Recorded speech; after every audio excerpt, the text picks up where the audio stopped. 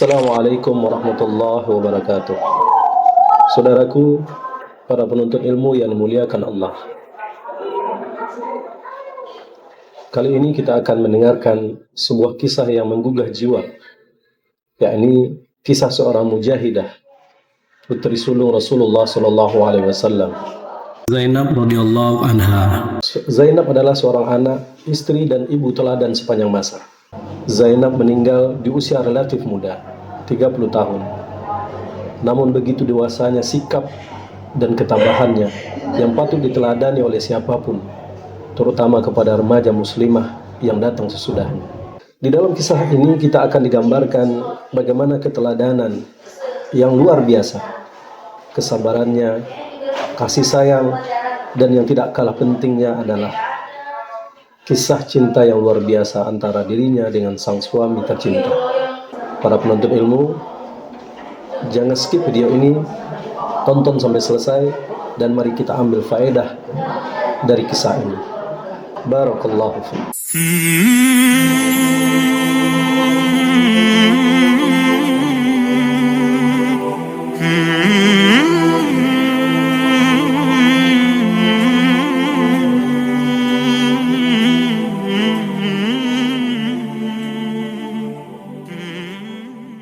Zainab seorang anak, istri, dan ibu teladan sepanjang masa. Ia adalah anak sulung dari pasturi paling mulia. Ayahnya adalah Al-Amin, orang yang terpercaya, Rasulullah Shallallahu Alaihi Wasallam, dan ibunya adalah At-Tahirah, wanita yang suci, Khadijah radhiyallahu anhu. Di tengah keluarga yang mulia itulah Zainab kecil dibesarkan dan dididik.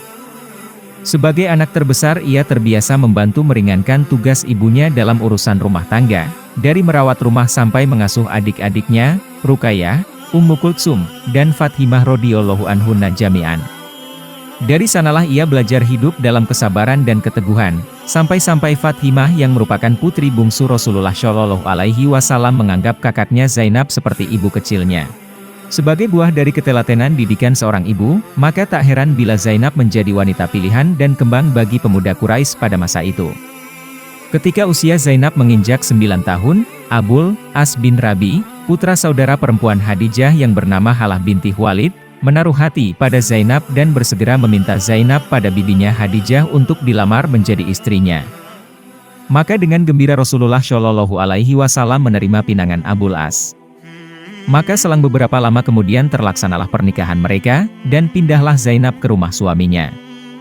Indahnya kehidupan mereka sehingga pertemuan terasa begitu singkat dan perpisahan terasa sangat lama dan melelahkan.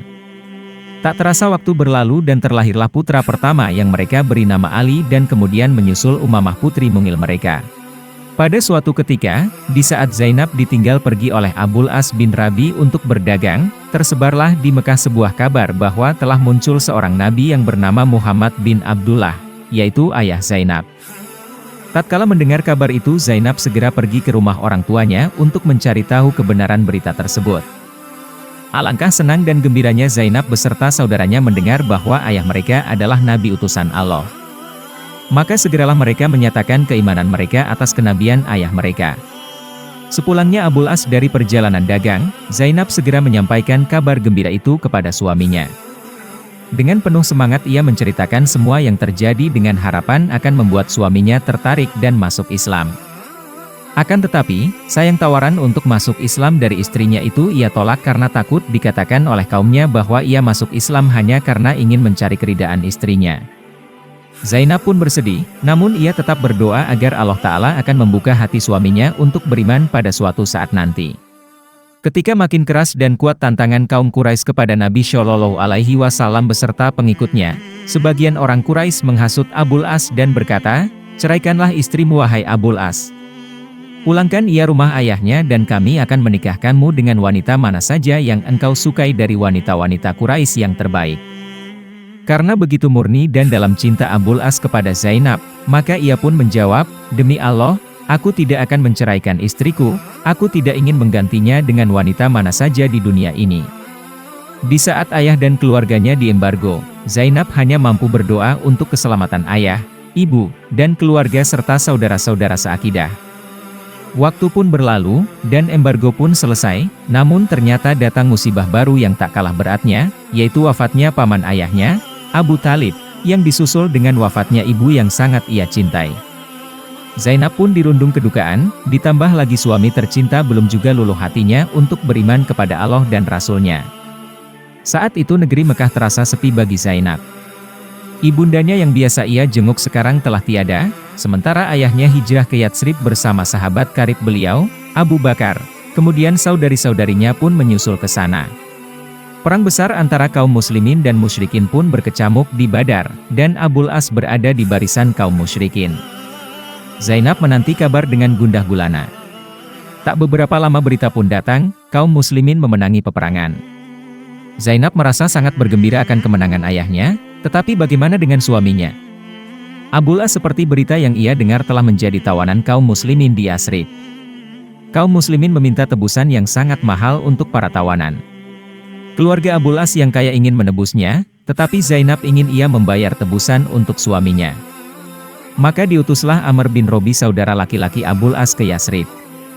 Sesampai di sana ia menemui Rasulullah Shallallahu Alaihi Wasallam sambil memberikan seuntai kalung. Ia berkata, Zainab mengutusku untuk mengirimkan ini sebagai tebusan untuk suaminya. Melihat kalung yang sangat beliau kenal, karena itu adalah pemberian istrinya sebagai hadiah di hari pernikahan Zainab, Rasulullah Shallallahu Alaihi Wasallam merasa tersentuh hatinya, lalu beliau berkata, maukah kalian membebaskan Abul As untuknya, yaitu Zainab, dan mengembalikan tebusannya? Para sahabat pun menyetujui.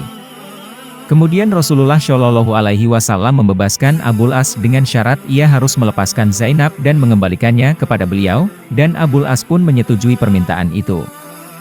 Setibanya di Mekah, Abul As menyampaikan apa yang menjadi kesepakatan antara ia dan Nabi Shallallahu Alaihi Wasallam kepada Zainab. Mendengar berita itu Zainab merasa berat untuk berpisah dengan suaminya. Tetapi perintah Allah dan Rasul-Nya lebih didahulukan dari segalanya walaupun ia harus mengorbankan cinta dan perasaannya. Tak lama kemudian datanglah utusan Rasulullah Shallallahu Alaihi Wasallam menjemput Zainab. Akhirnya, dengan sedih Zainab memberikan ucapan selamat tinggal kepada suaminya, namun ia tetap berharap semoga Allah mempertemukan mereka kembali. Berangkatlah Zainab yang sedang mengandung belum sempurna 4 bulan ke Madinah dengan membawa suka dan duka cita sebab perpisahan dengan ayah janin yang sedang dikandungnya. Kedukaan belumlah terobati, Allah mentakdirkan kandungan Zainab harus gugur sebab ia dan rombongannya dihadang oleh kaum musyrikin sebelum sampai di Madinah. Akhirnya Zainab pun sampai di Madinah. Dan tatkala Nabi Shallallahu Alaihi Wasallam mendengar cerita Zainab tentang penyebab keguguran janin yang ada di kandungannya, beliau pun mengutus gerilyawan dan berkata, jika kalian mendapati si Fulan dan si Fulan, 2 orang laki-laki dari kaum Quraisy, maka bunuhlah. 6 tahun sudah perpisahan Zainab dan suaminya berlalu, hingga pada suatu saat Abul As bersama kafilah dagang yang sedang dalam perjalanan pulang dari negeri Syam menuju Mekah melewati Madinah dihadang oleh pasukan gerilya Rasulullah Shallallahu Alaihi Wasallam. Akhirnya, kafilah dagang yang berjumlah lebih kurang 170 orang itu bersama dengan onta-onta mereka yang mencapai 100 ekor ditawan dan digiring ke Madinah. Akan tetapi, Abul As dapat meloloskan diri. Kemanakah ia melarikan diri? Dalam kegelapan malam, dengan sembunyi-sembunyi Abul As bin Rabi mendatangi rumah Zainab. Zainab pun terkejut menerima kedatangannya dan ia pun menyambutnya dengan baik serta memuliakannya. Ketika Abul As bin Rabi meminta kepada Zainab agar mau memberikan perlindungan kepadanya, Zainab pun menyatakan kesediaannya. Ketika Rasulullah Shallallahu Alaihi Wasallam dan para sahabatnya melaksanakan sholat subuh, terdengarlah suara Zainab berseru, wahai kaum muslimin, saya Zainab binti Rasulullah Shallallahu Alaihi Wasallam, saya telah memberikan perlindungan kepada Abul As, maka lindungilah ia. Ketika Rasulullah Shallallahu Alaihi Wasallam selesai sholat, beliau bertanya kepada para sahabat, apakah kalian mendengar apa yang aku dengar? Para sahabat menjawab, benar. Beliau lalu berkata, demi Allah, aku tidak tahu sedikit pun tentang itu sampai aku mendengar apa yang kalian dengar. Sesungguhnya semua kaum muslim, sampai yang terendah tingkatannya pun, dapat memberikan perlindungan. Kemudian beliau pun menemui Zainab untuk mengetahui kebenaran berita itu. Zainab berkata, wahai Rasulullah, sesungguhnya Abul As adalah kerabat dan anak pamanku, serta anak-anakku, dan aku telah memberikan perlindungan kepadanya. Rasulullah Shallallahu Alaihi Wasallam berkata, "Benar wahai putriku, muliakanlah tempatnya, dan jangan sampai ia berhubungan denganmu, sesungguhnya engkau tidak halal baginya." Kemudian para sahabat mengembalikan harta yang telah mereka rampas itu kepada Abul As. Dan ketika Abul As hendak berangkat ke Mekah, ia berkata kepada Zainab, "Mereka, yaitu para sahabat, telah menawarkan kepadaku untuk masuk Islam. Tetapi aku menolak sambil kukatakan, sungguh buruk diriku memulai agama baruku dengan pengkhianatan." Mendengar ucapan terakhir Abul As tersebut terasa berdebar jantung Zainab, seakan-akan ia melihat di balik apa yang ia ucapkan ada cahaya dan harapan yang semoga saja dapat menerangi hatinya yang masih gelap dengan kekufuran. Sesampai di Mekah, Abul As memberikan harta-harta yang diamanahkan kepadanya kepada pemiliknya, kemudian ia berseru, "Wahai kaum Quraisy, apakah ada di antara kalian yang hartanya belum aku kembalikan?" Mereka menjawab, "Tidak ada, semoga Allah membalasmu dengan kebaikan, kami telah mendapatimu sebagai orang yang memegang amanah dan mulia." Lalu Abul As berkata, "Jika aku telah mengembalikan hak-hak kalian maka sekarang aku bersaksi bahwa tiada ilah yang berhak diibadahi selain Allah dan Muhammad adalah utusan Allah. Demi Allah, tidak ada yang menghalangiku untuk masuk Islam sewaktu bersama Muhammad di Madinah kecuali aku takut kalian mengira bahwa aku ingin memakan harta kalian, tetapi setelah aku mengembalikan harta itu kepada kalian, dan sekarang aku telah melepaskan tanggunganku, maka aku masuk Islam." Setelah itu ia kembali lagi ke Madinah untuk berkumpul kembali dengan Zainab yang telah lama menantinya dengan sabar. Di Madinah ia disambut oleh kaum muslimin dengan gembira. Lalu Rasulullah Shallallahu Alaihi Wasallam mengembalikan Zainab kepadanya, dan mereka berkumpul dan bersatu kembali dalam kebahagiaan bahkan lebih baik dari sebelumnya karena kali ini mereka dikumpulkan dalam agama Tauhid. Namun kebahagiaan ini ternyata tidak lama dinikmati berdua dibanding masa sulit dan penuh kesabaran yang mereka harus jalani. Waktu berlalu tanpa terasa, genap setahun Zainab berkumpul kembali dengan suaminya. Zainab sang mujahidah, wanita penyabar, dan tegar itu telah kembali menghadap sang Khalik setelah berjuang menghadapi penyakit yang dideritakan semenjak keguguran kandungannya di tengah padang Sahara. Zainab meninggal dalam usia relatif muda, 30 tahun, namun begitu dewasanya sikap dan ketabahannya yang patut diteladani oleh para remaja muslimah yang datang sesudahnya. Kepergian Zainab meninggalkan Abul As seorang diri mengenang masa-masa indah yang telah mereka lewati bersama dalam suka dan duka. Hanya dua buah hati mereka, Ali dan Umamah, yang kini menjadi pelipur lara. Kedukaan pun menimpa Nabi Shallallahu Alaihi Wasallam.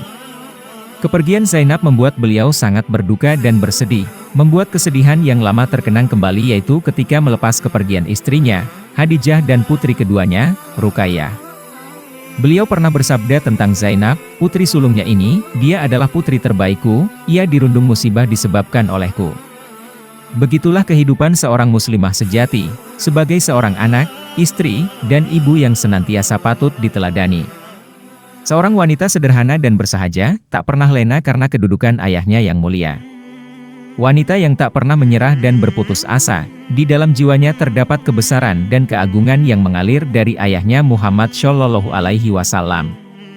Semoga Allah meridai dan merahmati Zainab. Amin ya robbal alamin.